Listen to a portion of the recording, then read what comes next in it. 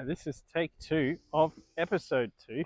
Recorded one earlier, but as I explained in episode 1, I usually do these while I'm on a walk. So I started walking our black standard poodle, Cosmo, and as I started to record, he said he thought he might just empty his bowels. So didn't want that in the recording, didn't want the plastic bag, didn't want my under the breath, why couldn't you go at home, cursing.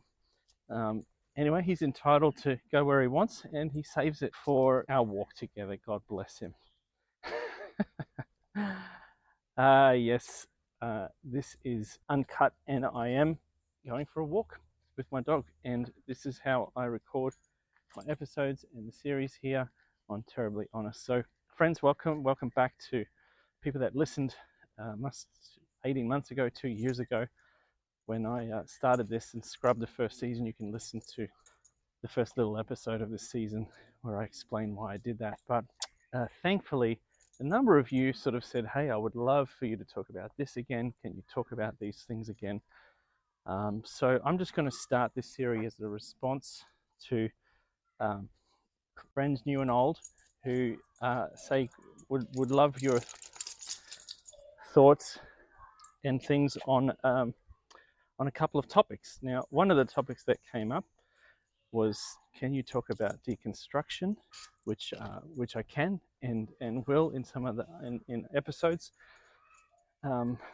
Also, somebody asked if I would talk about church abuse or spiritual abuse or church-based abuse, which I can also talk about as well. I wanted to, though, preface any talking about whether it's deconstruction or spiritual abuse, just with some thoughts around ways to see and perceive and think through our relationship with the church. And one of the things that's kind of influencing my thoughts, there are several things here, but just over a year ago now, I embarked on a PhD. I was fortunate enough to get a scholarship at the University of the Sunshine Coast and get a scholarship, and I'm studying business management. But when you do a PhD, and I can talk about it contextually here in Australia, you basically have 3+ years to prove yourself as a proficient and rigorous, suitable researcher, and you do so with great help from supervisors, which I have 2 wonderful supervisors, a supervisor and a co-supervisor. You get support from the university to move through that, and you learn how to research, and you're kind of coached into, or forced into in many ways, which is what you signed up to, critical thinking, and just really becoming an expert in a particular area or field. Now, well, you can hear the cicadas here. This is a balmy Queensland afternoon walk here. So you're getting the full soundscape. It's loud. But what we are sort of taught to do, and you're encouraged to do as a researcher, is to pick methodologies, framework, and theoretical frameworks that underpin the kind of research you do, because we begin to realize that you can look at one topic or area of interest or research through different lenses, and you want to always present something that's new and novel, and one of the ways we do that is by intersecting theories and models into existing areas of research. So it's really challenged my thinking. It's allowed me to I love frameworks, patterns, and theories, not because they're the final word on something. It's just that they're often a fantastic first and complex word and thought on something. And for me, that's really important for me to realize that the way that I think has been shaped by other thinkers. And unless the ways that we think are challenged, unless the ways that we think are pushed back against or critiqued. We often don't have to think philosophically or theoretically about any of the way that we think. And some people go through life absolutely in a great state of bliss. And if the way that they see or think about the world is challenged, if they don't feel like bending or breaking, they will vehemently, oftentimes violently, push back against the need to or want to think about something differently. That's a very long-winded way to say we can just get stuck in our ways. Contemplative author Father Richard Rohr says that most of us, nearly all of us, are addicts in some way, particularly to the way that we think. We become addicted to the way that we think. So as part of my research, I'm looking at social learning theory. It's a psychological theory and behavior. I'm looking at what social learning theory has to do with the way that small business practitioners, how they learn. But you just become quite good and proficient at considering other theoretical models, at least against yours. And it's kind of like putting on different colored glasses or different lenses or perspectives on things. I have found a lot of the times, in reflection, I can say this, when it comes to religious life, spiritual life in local churches, etc., we're not often encouraged to change glasses. If we do, there's usually almost predetermined glasses we might be allowed to or encouraged to wear. We might decide, let's consider a topic like salvation. Who is saved? How are people saved? And I think a majority of Christians in particular, the many that I've met and interacted with over the world, they often wouldn't question what the person from the front said because it suits them to believe it until it doesn't. And this is what we know about even areas of deception or self-deception. We will happily deceive ourselves into believing something that is irrationally or illogically or inconsistently true. We'll believe it if it suits our desires. We just will.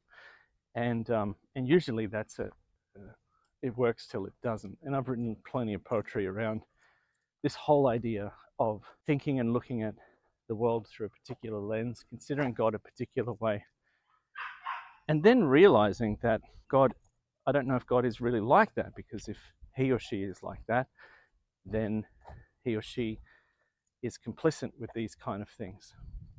For example, God sends all sinners to hell, and if they haven't said the sinner's prayer, that person doesn't get into heaven, right? There's an existential long-term objective to getting people to say a prayer and stay in relationship with God. Go to church, read your Bible, pray, do good things for others is almost this recipe. And that can work for us until it doesn't, until someone that's very dear to us and close and compassionate and kind, and maybe even we might say godlike, passes away. Could we stand the thought of them being eternally condemned? And then you have to wrestle with something.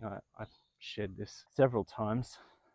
It might be that we believe, if we tithe and give faithfully to a local church, that all our financial problems will be eliminated and will be blessed and taken care of. Well, we did that and went through bankruptcy. Like, people lose, people die, people fail, people divorce, like really inconvenient, tragic, traumatic events happen across a lifetime.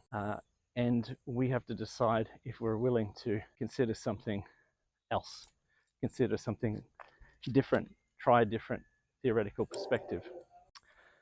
Long-winded way of sort of getting into something that I've been thinking about when it comes to both deconstruction and church-based wounding and spiritual abuse are the ways in which we view the world and view the role of the church in our life. And one of the theories that I was really quite interested in is something called ecological systems theory. Now, ecological systems theory was developed by a gentleman called Urie Bronfenbrenner. Bronfenbrenner, in the 70s, and it described how humans develop, how human development's influenced by a person's environment, social interactions, and the theory suggests that a person's development is shaped by complex systems of layered, basically nested layers. So if you ever look at the EST theory, the ecological systems theory diagram, you'll see circles, nested circles. So a little circle in the middle with the individual, or in this case, he was looking at how children learn and suffer and live and grow, and needed to make a case to policymakers in the States at the time, explaining to them, children don't mean to grow up poor. It's not because they're lazy they don't have work. There's environmental factors, and talked about at the center there being a child from the microsystem. There's school, there's peers, there's neighborhoods, there's daycare facilities, there's health services. That's extended out into the mesosystem where those things rotate. And then in the exosystem, which is the next layer out, you have things that influence the school, like extended family and neighbors, the school board, government agencies, social services, healthcare, and those kind of things all actually contribute to the way that a child grows up. Out from there, we have a macro system. These are sort of the attitudes and ideologies of the culture that they're in, and then environmental changes that occur over the course of a person's life in the chronological system. So you really do have this very complex and large system that affects how we all grew up. It's not just our family, it's the time we grew up, it's the systems we grew up in, it's the economy we grew up in, it's the decisions made by governments and school boards and university boards and organizational boards. It can be ecological disasters. COVID-19 has left an indelible mark on our education system, particularly I can talk here in Australia. Lecturing first year uni students who were in grade 8 and 9, key development, during COVID. This year, as I've lectured some of these people, people that have been lecturing for a while will point out, some of these young people, their education, depending on where they went to school and how they dealt with COVID, it was deeply affected. The way they learn, the way they want to learn, the way they interact with one another. Now, can you say that that's their fault? No, these are things that happen at a macro system level. So keeping this thing in mind, I do encourage you, go look at ecological systems theory. Consider that we are looking at complex systems. And if you're moving through, or have been moving through, a deep change in your relationship with your faith, with a local church, perhaps you are a victim and are a survivor of spiritual abuse, then consider how complex this entire system is. Consider that beyond the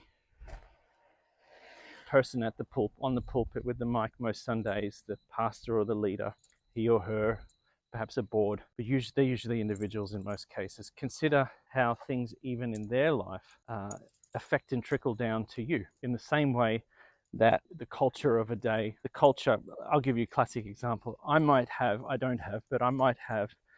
very, very difficult time with my boss at work. Now, my child doesn't know my boss, but my interactions with my boss affect me, and then in turn affects the way that I parent my child. I might come home upset and cranky, and I just don't want to drive my kid to sports, or I don't want to get him the new shoes that he has. Perhaps though my boss is under pressure from a board of directors. Perhaps there's been a deep change in legislation that now my boss has to deal with. And so we go up the chain, and we might look at policymakers and the government. Beyond that, we might look at some ecological disasters, some economic systems. And so we need to consider what that looks like over time. You take the same picture and you can say that in the same way, a parent is a primary figure in a child's development. A pastor is definitely a primary figure in your spiritual development, in your faith development. We won't get into identity theory, maybe we cover that another time, but just thinking about complex ecological systems theory, we do have a case where your pastor is part of a denomination, and a denomination might meet in synods or conferences. It's not uncommon for pastors to meet others. And what I've noticed as I worked with churches for many, many years is that, and this is some language I can't remember where I borrowed it from originally, but most religious systems have markers of spiritual success. What makes you a good and or popular, successful pastor or leader in that space? In the same way you might consider a smart business leader. A good business leader might be a person that has had financial success and done well for themselves. They're markers of a good small business owner, or a good parent might raise good, balanced, healthy, managed children, whatever that looks like in your time and culture. Remember, all those things are very different.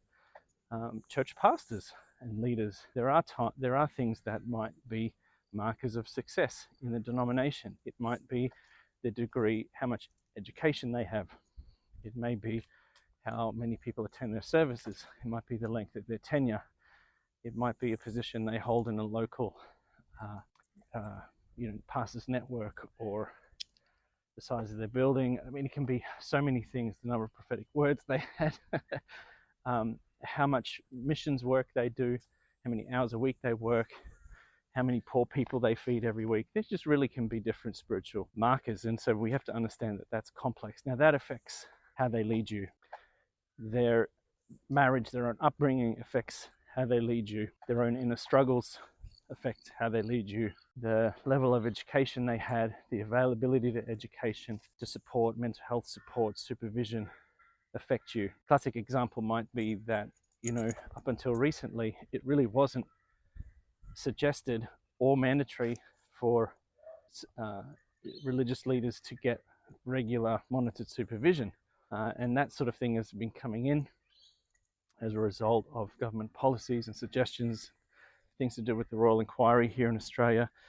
And I've released research on this before, but a lot of pastors and leaders would have liked to have supervision, but many couldn't afford it, or they were afraid they would be seen as weak, because getting therapy or help is certainly not a sign of spiritual maturity in their faith. So I'm not here giving excuses by any means to the abusive acts of pastors or leaders. I just want to point out that if we put a lens on that understands the complex ecological system that we're all part of, is very complex, very, very complex.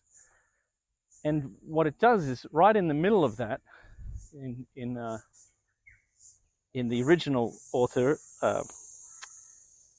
Bronfenbrenner, it's hard to pronounce his name, but Bronfenbrenner's original sort of research around this, which he changed a little bit later on, but still a good model and used a lot in research.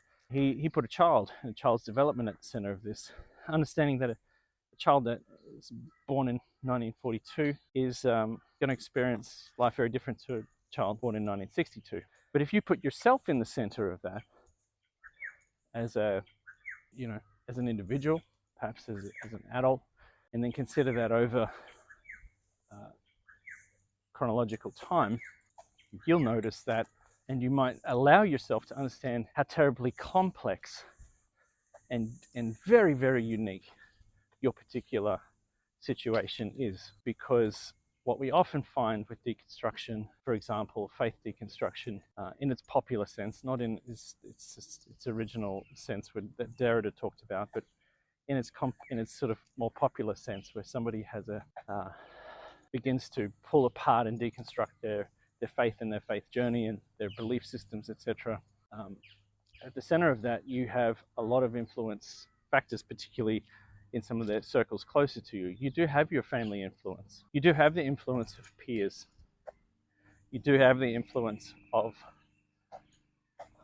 what all those people taught you, what all your peers and everybody taught you at the time is complex. And I think it's really important for our healing and reconciliation and faith journey that we begin to really give honor and voice to how terribly unique your particular journey is. And I think this is a real key and keystone and element, I'm not sure what the right word to use here, that when we go through stages and seasons of deconstruction and reconstruction, we begin to realize that our situation is unique, that we are going to be misunderstood by others, and that if we dare to take, I guess if I'm going to say this then, if when we're invited by Spirit